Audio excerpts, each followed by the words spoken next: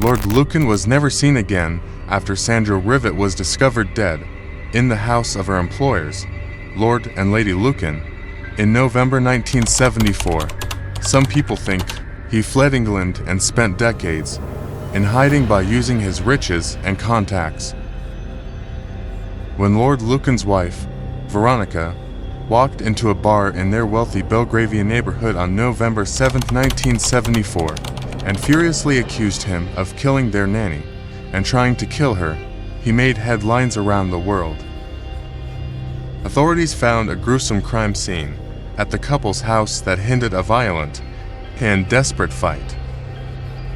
Despite exhausting search efforts, numerous leads, and potential sightings, Lord Lucan, officially known as John Bingham, 7th Earl of Lucan, had vanished without a trace.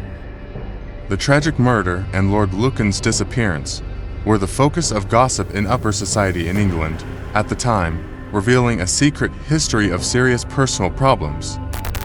The Bingham family struggled with severe gambling addiction, mental health issues, physical abuse, and a violent custody battle that ended in tragedy and left the world with an enduring mystery. This was exposed beneath the appearance of an otherwise normal marriage. Hello viewers, today in this video, I will tell you the chilling story of Lord Lucan, the British Earl who mysteriously disappeared following the murder of his children's nanny. So turn on your room light and let's begin the video.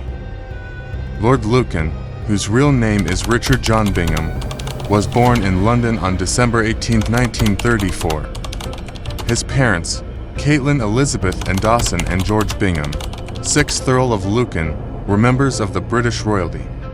Lord Lucan had a luxurious life from an early age.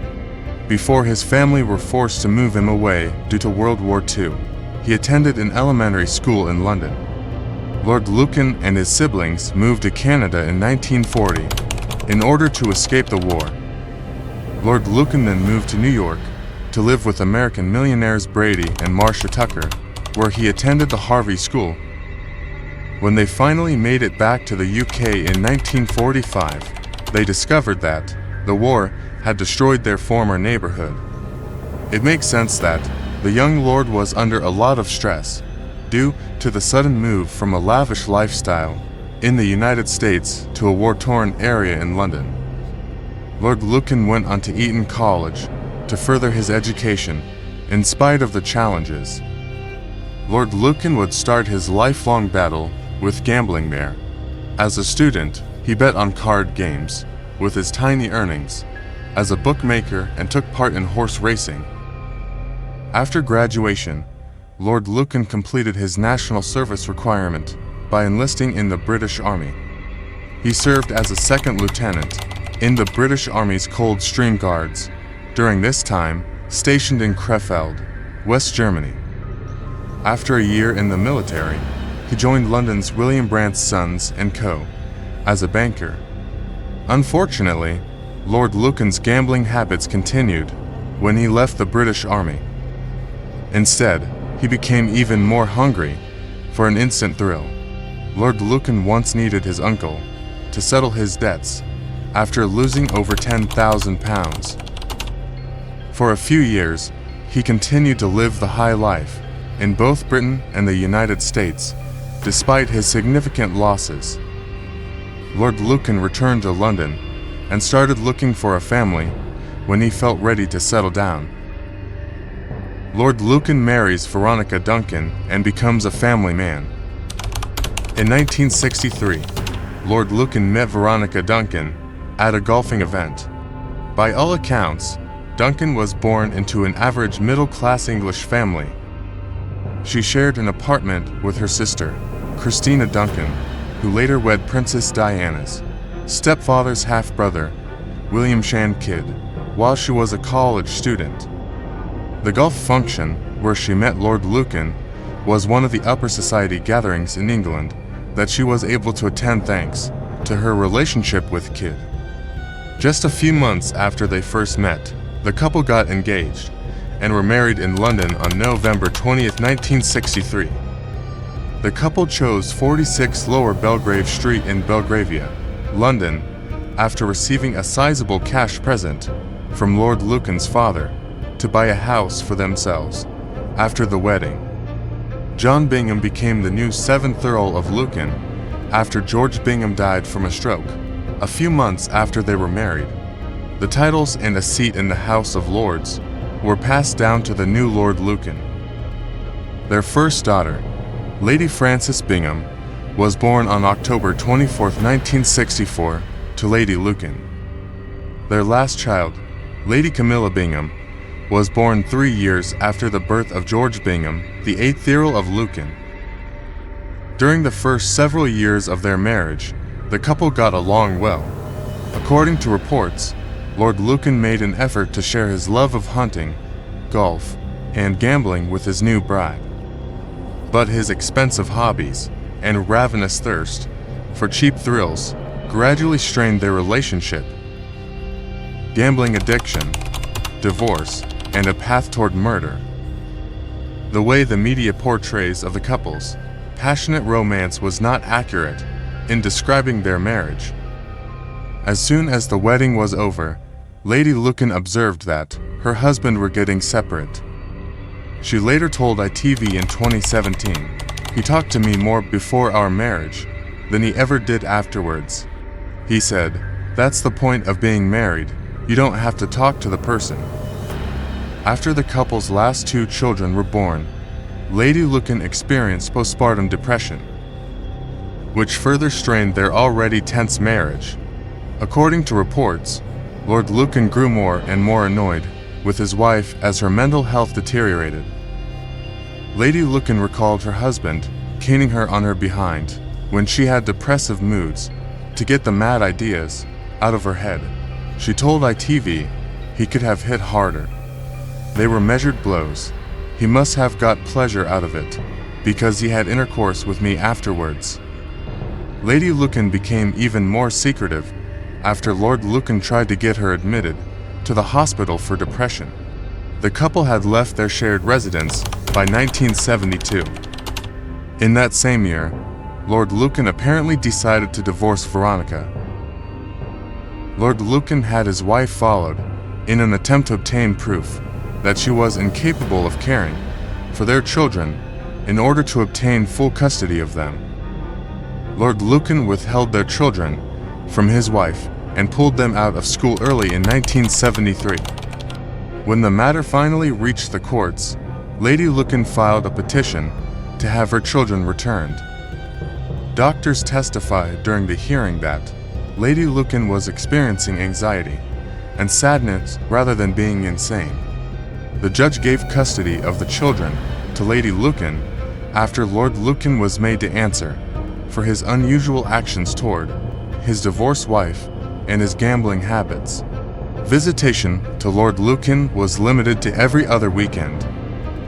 Lord Lucan got angry by the court's ruling and increased his abuse of his wife. At all costs, he was determined to reunite with his kids. Lord Lucan disappears from his London home. When Lady Lucan screamed that her husband had killed her nanny and was attempting to kill her, she ran into Plummer's Arms, a nearby pub, on November 7, 1974. When the police arrived at the scene, at 46 Lower Belgrave Street, they discovered the body of Sandra Rivet, the family's nanny, in a sack in the basement. She had seemingly been beaten to death with a metal pipe. Lady Lucan told detectives during her police interview in the hospital that she was putting the kids to bed on the evening of November 6th as she waited for Rivet to bring her tea. Lady Lucan went downstairs to get the nanny when she did not come with the tea. Before a stranger attacked her, she cried out for Rivet after discovering blood at the top of the basement stairs. According to reports, Lady Lucan recognized the man's voice as her husband's during the fight. When Lady Lucan gripped the attacker's genitalia, the struggle was over. According to Lady Lucan, her attacker was Lord Lucan. When she asked him where Rivet was, he reportedly admitted to murdering her. Lady Lucan pleaded with her estranged husband to spare her in return for her help. in his escape from the scene. Lord Lucan allegedly took his wife upstairs to the bedroom, laid her across the bed, and asked her if she had any barbiturates. When he disappeared into the bathroom, Lady Lucan ran out of the home and into the nearby pub. By the time the police arrived at the scene, Lord Lucan was long gone. Inside the search for the missing Earl.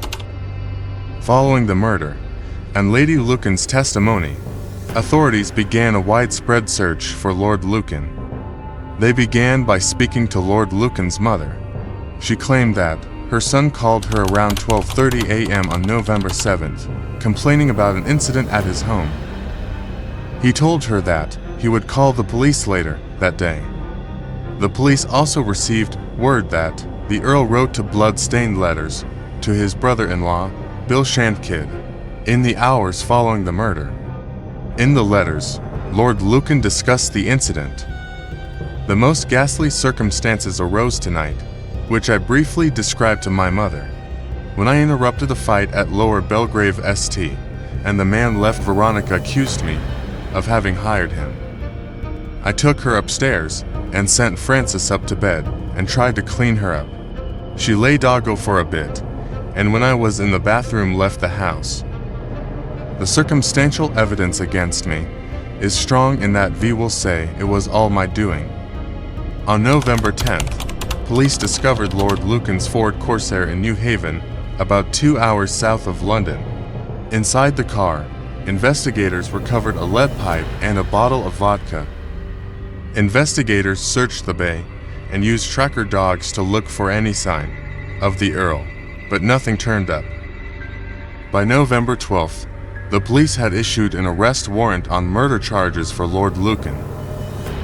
What happened to Lord Lucan? There were few possible leads in the investigation, even though the horrible murder within a wealthy English family was widely publicized. Frances Bingham, the only child who observed what happened inside the Bingham house that evening, described seeing her father there in later interviews. She claimed that, before going downstairs to look for Lady Lucan, her father asked her where her mother had gone. "Help me! Help me! I've just escaped from being murdered." Lady Lucan screamed as she stormed into the Plumber's Arms pub, covered in blood. According to the owner's testimony, "He killed my nanny, my children, my children."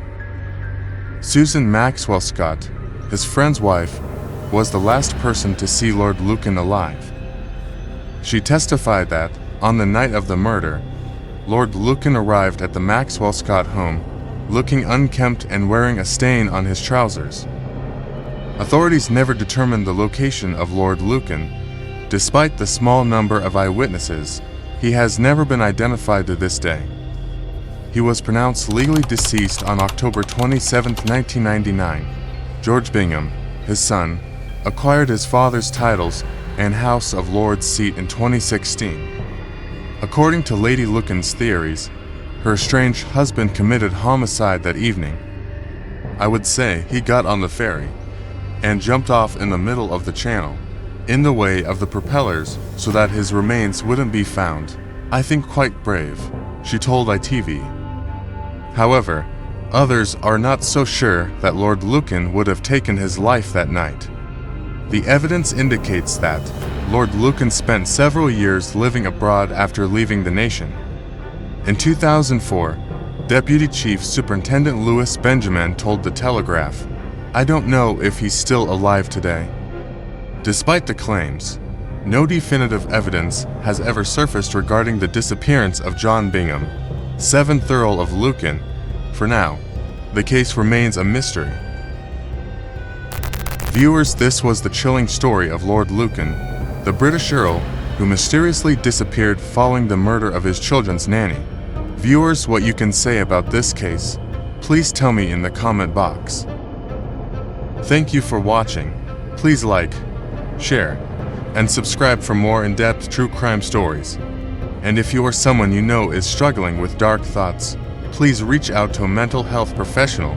Until next time, stay safe, take care of yourself, and I meet you in new interesting video.